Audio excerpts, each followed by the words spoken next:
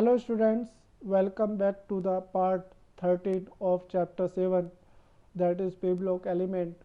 part 12 के अंदर हमने chemical properties of group 16 elements को कंप्लीट किया था और हमने जो भी पॉसिबल एक्सेप्शनल केस थे सभी को एक्सप्लेन भी किया था, सभी की स्ट्रक्चर हाइब्रिडेशन के सहित आपको बताया था।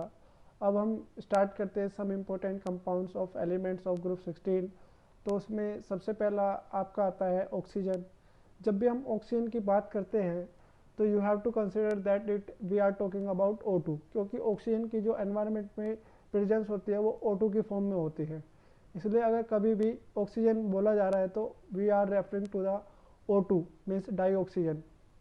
ठीक है, या तो डाई ऑक्सीजन बोल दो या ऑक्सीजन बोल दो, इट इज़ सिमिलर थिंग। ठीक है, तो अब हम पढ़ेंगे ऑक्सीजन, ऑक्सीजन की प्रिपरेशन पढ़ेंगे, उसके फिजिकल प्रॉपर्टीज़ पढ़ेंगे, केमिकल प्रॉपर्टीज़ पढ़ेंगे and then we will study about the oxides. Ozone and allotropic forms of sulphur we will study on Monday means next part. तो आइए देखते हैं ऑक्सीजन में क्या क्या है। तो ऑक्सीजन, डाईऑक्सीजन या ऑक्सीजन, अभी मैंने जैसे आपको बताया है कि ऑक्सीजन जो होती है वो एनवायरनमेंट में O2 की फॉर्म में मिलती है, इसलिए हम इसको ऑक्सीजन भी बोल सकते हैं। ठीक है, जो सबसे पहले हम बात करते हैं इसकी प्रिपरेशन की, तो ये इसका जो प्रिपरेशन होता है वो दो तरीके से होता है, एक लैबोरेटरी पे प्रिपेयर करना और एक इंडस्ट्रियल मेथड। इंडस्ट्रियल के मतलब क्या है कि जब आप इसको प्रिपेयर कर रहे हो तो you are preparing it for the supply to the other needy one, मतलब जिसको इसकी ज़रूरत है उसको सप्लाई करने के लिए आप इसका प्रोडक्शन कर रहे हो। ठीक है, तो लेबोरेटरी मेथड्स में सबसे पहले आता है by heating the oxygen salts just like chlorate, nitrate, permanganate to give the oxygen. सबसे पहले हम बात करते हैं potassium chlorate, that is 2KClO3, it will give 2KCl + 3O2। अब नाइट्रेट की बात करते हैं तो 4KNO3, it will give 2K2O + 4NO2 + O2। और अगर हम बात करते हैं पर मैग्नेट की तो that is 2KMnO4, it will give you K2MnO4 + MnO2 + O2। This reaction is will come in the next part, that is D&F block element. वहाँ पर ये रिएक्शन आएगी, हीटिंग इफेक्ट ऑन पोटेशियम पर मैग्नेट। अभी हम क्या कर रहे हैं, प्रिपरेशन कर रहे हैं, preparation of oxygen from potassium पर मैग्नेट। जो पोटेशियम पर मैग्नेट को जब हम हीट करेंगे it will give you K2MnO4, MnO2 and oxygen. ठीक है, आ गया समझ में। अब हम नेक्स्ट पार्ट की बात करते हैं, by the thermal decomposition of the metals. जो मेटल इलेक्ट्रोकेमिकल सीरीज में लोअर होती है, मतलब हाइड्रोजन से नीचे लाई करती हैं, मीन्स वो वेरी लेस रिएक्टिव हो गई, उनके ऑक्साइड या जो मेटल अपनी हायर ऑक्सीडेशन स्टेट में ऑक्साइड बना के रखते हैं उनके डिकम्पोजिशन से भी आपको ऑक्सीजन मिल सकती है। जैसे silver oxide 2Ag2O, it will give on heating it will give 4Ag + O2। 2HgO on heating it will give 2Hg + O2। And higher oxidation state जैसे Pb3O4 को हम हीट करेंगे it will give PbO + O2। आया समझ में। And PbO2 को गर्म करेंगे तो PbO + O2। तो आप यहाँ पर देख सकते हैं किस तरीके से। और अब हम नेक्स्ट पार्ट की बात करते हैं, by the decomposition of hydrogen peroxide in the presence of sunlight और कैटलिस्ट लाइक MnO2 या फाइनली डिवाइडेड मेटल्स। तो H2O2 it will give 2H2O2, it will give 2H2O + O2। तो यहाँ पर इसका क्या हो गया, डिकम्पोजिशन हो गया। Next we will talk about the industrial method. Industrial method पर ये किस तरीके से बनाया जाता है। इंडस्ट्रियल स्केल पर जो डाइऑक्सीजन है it is obtain from the air. तो एयर से ऑब्टेन करने के लिए इसमें दो स्टेप होते हैं, एक liquefaction and the fractional distillation. तो जब हम इसका लिक्विफिकेशन करते हैं उस टाइम पर carbon dioxide and water vapours को तो हम पहले ही इससे सेपरेट कर देते हैं। उसके बाद फ्रैक्शनल डिस्टिलेशन से जो इसमें अलग अलग गैसेस होती है उनको हम सेपरेट करके at last we will get the oxygen. ठीक है, ऑक्सीजन को हम लिक्विड फॉर्म में रिमूव कर लेते हैं। आगे समझ में। इंडस्ट्रियल मेथड, जो एयर होती है एटमॉस्फेरिक एयर को हम कैप्चर करके उससे हम क्या करते हैं, लिक्विड ऑक्सीजन बनाते हैं। तो आप देख सकते हैं कि आप जो कहते हैं ना, बेचने वाला एयर को भी बेच देता है। देखो अब एयर में से हमने पहले नाइट्रोजन निकाला और अब ऑक्सीजन भी निकाल लिया, तो दोनों से इंडस्ट्रियल मेथड, इंडस्ट्रियल प्रोसेस है दोनों, नाइट्रोजन भी और ऑक्सीजन बनाने की जो प्रोसेस है वो इंडस्ट्रियल प्रोसेस कहाँ से आ रही है, एयर से। एयर से ही ऑक्सीजन और नाइट्रोजन निकाली जा रही है, ठीक है। That is the natural resource. और ये कौन सा नेचुरल रिसोर्स है, वो होता है ना, वो क्या बोलते हैं उसको, एक होता है वो एग्जॉस्टिबल और नॉन एग्जॉस्टिबल। तो it is non exhaustible natural resource for industry to obtain liquid oxygen and liquid nitrogen, air, ठीक है। तो नेक्स्ट हम करेंगे फिजिकल प्रॉपर्टी। फिजिकल प्रॉपर्टी में बात करें तो जो ऑक्सीजन होती है वो कलरलेस और ओडरलेस गैस होती है, गैस की फॉर्म में, लेकिन जब ये लिक्विड की फॉर्म में होती है तो it is looks like blue, dark blue इसका कलर होता है। It is Fairlie soluble in water, water के अंदर फेयरली सोल्यूबल होती है, जिसकी वजह से ये मैरिन लाइफ और एक्वेटिक लाइफ को सपोर्ट करती है। जैसे पानी के अंदर रहने वाली जो जीव है वो कहाँ से अपना रेस्पिरेशन करते हैं, जो ऑक्सीजन वाटर के अंदर प्रेजेंट होती है उसी ऑक्सीजन को रेस्पिरेशन के तौर पर यूज़ करते हैं, ठीक है। तो वो क्यों होता है, because of its fair solubility in water, water के अंदर फेयरली सोल्यूबल होता है। इसके बाद हम बात करते हैं लिक्विफाई एट 90 केल्विन। जो गैस है अगर हम इसका टेम्परेचर डिक्रीज करते चले जाएं तो ये 90 केल्विन पर लिक्विड में बदल जाती है, और कम करने पर 55 केल्विन में सॉलिड में कन्वर्ट हो जाती है। तो ऑक्सीजन 55 केल्विन पर सॉलिड फॉर्म में मिलेगी और 90 केल्विन पर लिक्विड फॉर्म में मिलती है। जो ऑक्सीजन होते हैं, ऑक्सीजन एटम के 3 स्टेबल आइसोटोप होते हैं, 16O, 17O and 18O। Isotopes आपको पता ही है, जिनके एटॉमिक नंबर सेम होते हैं और एटॉमिक मास डिफरेंट होते हैं। और इनमें एक बात होती है कि ये एक ही एलिमेंट के अलग अलग एटम्स होते हैं। आइसोटोप्स की वजह से ही डाल्टन एटॉमिक थ्योरी का एक पोस्टुलेट्स गलत हो गया था। इसके बाद हम बात करते हैं मॉलिक्यूलर ऑक्सीजन की। तो molecular oxygen, dioxygen and oxygen all is O2। तो जो O2 होता है it is paramagnetic in nature, because in its molecular orbital diagram you will see that there are 2 unpaired electron in anti-bonding molecular orbital, that is pi star 2px 2py, ठीक है। 2px 2py में जो pi star मतलब star का मतलब anti bonding, और जिसके के ऊपर स्टार नहीं होता वो होता है बॉन्डिंग।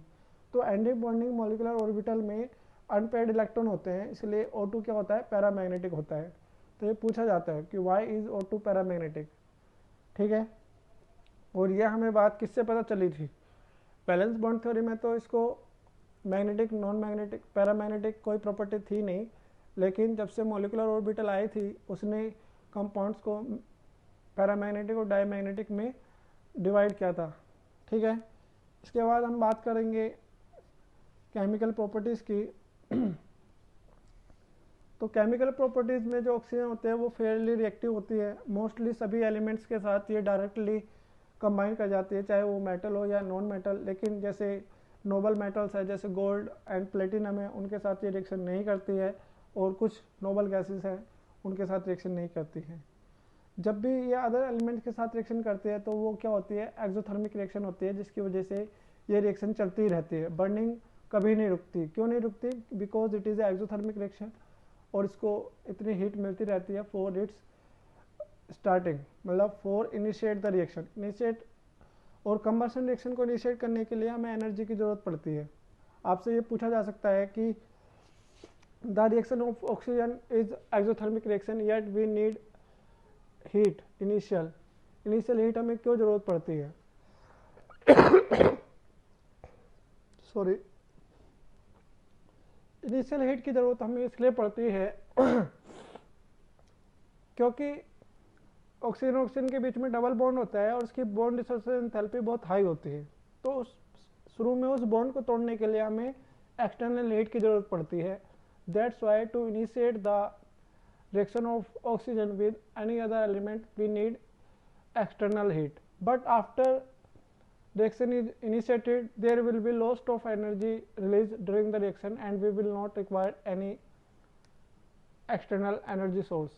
external energy की ज़रूरत नहीं पड़ती बाद में, क्योंकि रिएक्शन से ही इतनी एनर्जी निकल जाती है जो उसको बार बार उसको इनिशिएट करने के लिए पूरी रहती है, इसलिए कभी भी जो बर्निंग प्रोसेस होती है वो रुकती नहीं है। ठीक है, तो यहाँ पर हम कुछ एग्जाम्पल करेंगे। तो ये बहुत ध्यान से आप देख लो कि किसी भी कंबशन रिएक्शन को इनिशिएट करने के लिए हमें एक्सटर्नल एनर्जी की जरूरत क्यों पड़ती है, क्योंकि ऑक्सीजन के बीच में ऑक्सीजन के बीच में डबल बॉन्ड होता है और उसको बॉन्ड को तोड़ने के लिए हमें एनर्जी की जरूरत पड़ती है। That's why we need external energy. ठीक है, तो यहाँ पर बहुत सारे एग्जाम्पल है, जैसे Ca plus O2 it will give CaO, C plus O2, S plus O2, P4 plus 5O2 it will give P4O10, 4K plus O2 it will give 2K2O, CH4 plus 2O2 it will give CO2 plus 2S2O, 2ZNS plus 3O2 it will give ZNO plus 2SO2. All these reactions you have done many times. Oxygen के साथ reaction है simple oxide बनाना है, ठीक है। लेकिन कुछ compounds है जिनका ऑक्सीडाइज जो होता है, जिनका मतलब ऑक्सीजन के साथ रिएक्शन कराने के लिए हमें कैटलिस्ट की जरूरत पड़ती है, जैसे सल्फर डाइऑक्साइड। सल्फर डाइऑक्साइड की रिएक्शन अगर हमें ऑक्सीजन से करानी है तो हमें V2O5 एक कैटलिस्ट होता है, इसको यूज करना पड़ता है। ठीक है, ठीक है, तो 2SO2 plus O2 it will give 2SO3। उसी तरीके से जब हम HCl की रिएक्शन O2 के साथ कराएंगे, we will need CuCl2 as a catalyst, तो it will give 2Cl2 plus 2H2O। Okay, तो केमिकल प्रॉपर्टीज इसकी सिर्फ इतनी है। उसके बाद हम इसके यूजेस की बात करते हैं, तो मोस्ट वाइडली यूज जो होता है ऑक्सीजन का वो रेस्पिरेशन और कंबशन के लिए किया जाता है। ठीक है, और जो वेल्डिंग होती है ऑक्सीएसिटिलीन वेल्डिंग में भी ऑक्सीजन का यूज किया जाता है, और स्टील मैन्युफैक्चरिंग या अदर मेटल की मैन्युफैक्चरिंग में भी ऑक्सीजन का इस्तेमाल किया जाता है। और लिक्विड ऑक्सीजन के जो सिलेंडर होते हैं उनको जो डाइवर्स होते हैं या हाई एल्टीट्यूड पर कोई जाता है तो वो यूज़ करते हैं, और माउंटेनियर यूज़ करते हैं। ठीक है, और रॉकेट फ्यूल के कंबशन में लिक्विड ऑक्सीजन यूज़ की जाती है। Now we will talk about the oxides. What are oxide? The binary compound of oxygen with any other element is called oxide. जब हम कोई भी बाइनरी का मतलब होता है दो एलिमेंट के बीच जो कंपाउंड बनता है उसको बाइनरी कंपाउंड बोलते हैं। तो अगर वो उस कंपाउंड में एक एलिमेंट ऑक्सीजन हो जाता है तो उस बाइनरी कंपाउंड को क्या बोलते हैं हम? Oxygen. The binary compound of oxygen with any other element is called oxide. ठीक है, when one element combines two और मोर ऑक्साइड, जब किसी एलिमेंट के एक ही एलिमेंट के दो तरीके के ऑक्साइड एक साथ कंबाइन हो जाते हैं तो उनको बोलते हैं हम मिक्स्ड ऑक्साइड। ठीक है, तो जो ऑक्साइड्स होते हैं वो दो तरीके के होते हैं, सिंपल ऑक्साइड और मिक्स्ड ऑक्साइड या कॉम्प्लेक्स ऑक्साइड। सिंपल ऑक्साइड जिसमें एलिमेंट्स अपने इलेक्ट्रॉनिक कन्फर्मेशन के आधार पर सिंपल रिएक्शन करता है ऑक्सीजन के साथ, जैसे Al2O3, MgO, K2O, NO2, PbO, ये क्या है? ये है सिंपल ऑक्साइड। मिक्स ऑक्साइड जहाँ पर दो डिफरेंट ऑक्साइड, एक ही एलिमेंट के दो डिफरेंट ऑक्साइड आपस में मिक्स्ड हो जाते हैं, उनको बोलते हैं हम मिक्स्ड ऑक्साइड, जैसे PbO4 एंड Fe3O4।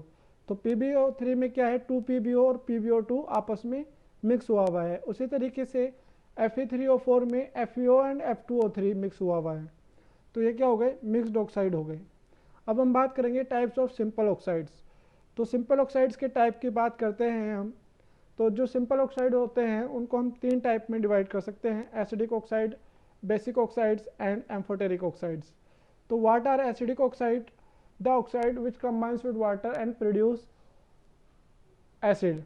जो ऑक्साइड वाटर के साथ कंबाइन हो जाते हैं और एसिड प्रोड्यूस करते हैं, ऐसे ऑक्साइड्स को क्या बोलते हैं हम? एसिडिक ऑक्साइड बोलते हैं। मोस्टली जितनी भी नॉन मेटल के ऑक्साइड होते हैं वो क्या होते हैं? एसिडिक ऑक्साइड्स होते हैं। For example SO2, SO3, N2O5, N2O3, CO2, Cl2O7। यहाँ पर हमने कुछ फॉर्मूले लिखे भी हैं। SO2 plus H2O it will give H2SO3। तो H2SO3 क्या हुआ? एक एसिड बन गया। CO2 plus H2O it will give H2CO3। H2CO3 क्या बन गया? एक कार्बोनिक एसिड बन गया। And Cl2O7 plus H2O it will give 2HClO4। ये क्या बन गया? परक्लोरिक एसिड बन गया। तो आपने देखा कि जितने भी हमने मेटल ऑक्साइड की रिएक्शन कराई है वाटर के साथ, उन्होंने सबने क्या किया है? एसिड प्रोड्यूस किया है। तो लेकिन आप यहाँ पर एक बात ध्यान रख सकते हैं, कुछ मेटल के ऑक्साइड भी एसिडिक होते हैं। जैसे अगर कोई मेटल अपनी हाईएस्ट ऑक्सीडेशन स्टेट में है तो और उसने ऑक्साइड बना रखा है तो वो ऑक्साइड क्या होते हैं, एसिडिक इन नेचर होते हैं। ऐसे ऑक्साइड आपके पास 3 हैं, जैसे Mn2O7 प्लस CrO3V2O5। तो इसमें जो इन मेटल्स की ऑक्सीडेशन स्टेट है वो हाईएस्ट ऑक्सीडेशन स्टेट है। तो जब कोई भी मेटल अपनी हाईएस्ट ऑक्सीडेशन स्टेट में ऑक्साइड बनाती है तो वो ऑक्साइड क्या हो जाता है, एसिडिक इन नेचर हो जाता है। अब हम बात करेंगे बेसिक ऑक्साइड्स की। The oxide which combines with water to give base. जब कोई भी ऑक्साइड वाटर के साथ कंबाइन होकर बेस बनाते हैं तो ऐसे ऑक्साइड को क्या बोलते हैं, बेसिक ऑक्साइड बोलते हैं। कॉमनली जो मेटल ऑक्साइड्स होते हैं वो बेसिक इन नेचर होते हैं, जैसे CaO, Na2O, K2O, MgO। जैसे CaO plus H2O it will give CaOH का whole twice, Na2O plus H2O it will give 2NaOH। ठीक है, तो यहाँ पर CaOH का होल ट्वाइस और NaOH जो बना है वो सभी क्या है, बेस है। तो आप बता सकते हैं generally metal oxide are basic in nature. लेकिन अब हम बात करेंगे एम्फोटेरिक ऑक्साइड। कुछ मेटल ऑक्साइड ऐसे होते हैं जो एसिडिक और बेसिक बिहेवियर दोनों शो करते हैं। मतलब अगर वो एसिड के साथ रिएक्शन कर रहे हैं तो बेसिक प्रॉपर्टी शो करेंगे और बेस के साथ रिएक्शन कर रहे हैं तो एसिडिक प्रॉपर्टी शो करेंगे। ऐसे ऑक्साइड्स को क्या बोलते हैं हम, amphoteric oxides. For example Al2O3 and ZnO। तो Al2O3 प्लस जब हम तो क्या होता है, यहाँ पर आप देख सकते हो Al2O3 की हमने रिएक्शन कराई है AlCl3 प्लस 3H2O। तो ये क्या बनाएगा, AlCl3 प्लस 3H2O। ये रिएक्शन आपकी बुक पे भी दे रखी है। और अगर हम Al2O3 की रिएक्शन किसके साथ कराते हैं, बेस के साथ कराते हैं, तो वहाँ पर भी एक सोल्ट एंड वाटर मिलेगा। तो इस तरीके से आप बता सकते हैं कि जो Al2O3 है वो क्या है, एम्फोटेरिक इन नेचर है। एक और टाइप के ऑक्साइड आते हैं जिनको बोलते हैं हम न्यूट्रल ऑक्साइड। न्यूट्रल ऑक्साइड वो ऑक्साइड होते हैं जो ना तो एसिडिक और ना ही बेसिक बिहेवियर शो करते हैं। The oxide which are neither acidic nor basic are called neutral oxides. जैसे carbon monoxide, nitric oxide, nitrous oxide means N2O, H2O, ये सभी क्या है, न्यूट्रल ऑक्साइड है। ठीक है, तो आज के लिए सिर्फ इतना ही। You have to complete your work till the oxides तक आपको कंप्लीट करना है with the in-text question and exercise question and the notes, everything you have to keep it up to the mark. And I am not taking it to the very lengthy chapter or very lengthy lecture because of this, because I don't want to make burden on you. Okay, तो आज के लिए सिर्फ इतना ही। इस video को like कीजिए, share कीजिए, चैनल सब्सक्राइब कीजिए। आपके जो भी डाउट्स हैं you can comments us about your doubts and we will try our best to clear your doubts, and stay home and keep studying. Thank you.